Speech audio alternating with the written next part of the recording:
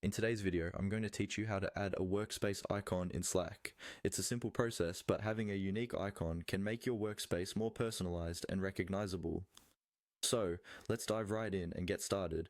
First, open Slack on your device and log in if you haven't already.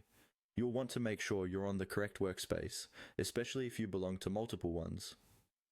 Once you're on Slack, look towards the upper left corner of your screen. Here, you'll see your workspace name.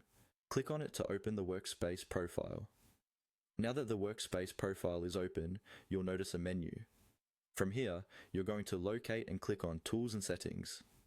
This section will allow you to access various customization options. By clicking here, you are essentially heading toward the path where you can modify how your workspace appears. In the Tools and Settings menu, find and click on Customize Workspace. This is the gateway to making your workspace feel truly yours. You'll see a variety of options for customization, but for today, our focus is solely on the workspace icon. Next, navigate to the workspace icon section within the customization page. Clicking on this will bring you to the area where you can add or change your workspace icon. It's important to note that the icon you select can be anything that represents the spirit or theme of your workspace. Whether it's a logo, an emblem, or something playful, choose something that feels right for your team. Once you've decided on an image to use, click on the Choose File button.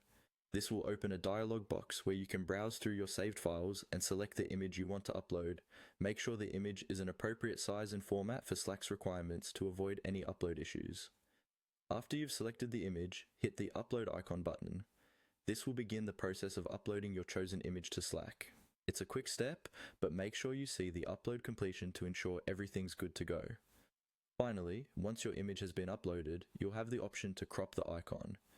This step is crucial for ensuring your icon fits perfectly within the designated space on Slack. Click on Crop Icon and use the cropping tool to adjust your image as needed. And that's it. You've successfully added a workspace icon to your Slack.